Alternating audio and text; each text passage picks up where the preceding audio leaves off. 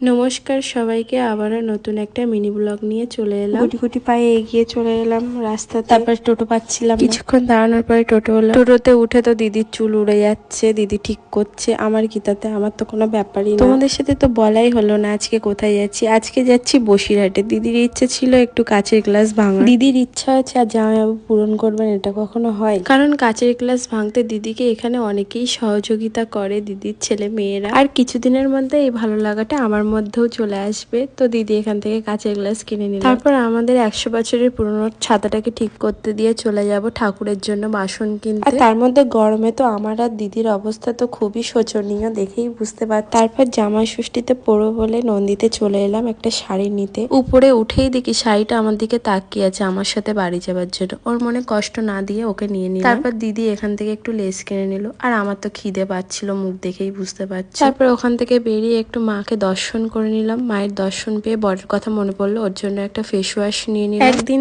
সব রকম কাজ মিটিয়ে আমাদের তো খুবই আনন্দ হচ্ছে, হাসি দেখেই বুঝতে পারছি। আসার পথে বৌদিদের সাথে দেখা হলো, বৌদিরা চা খেতে যাচ্ছিল, তো আমরাও চা খেতে চলে গেলাম। চাটাও খুব সুন্দর ছিল। চা খেতে খেতে হঠাৎ করে বরের কথা মনে পড়লো, তাই ওর জন্য ভাতটা নিয়ে চলে এলাম। তো আজকের ব্লগটা এইটুকু, দেখা হচ্ছে পরের ভিডিওতে। টাটা।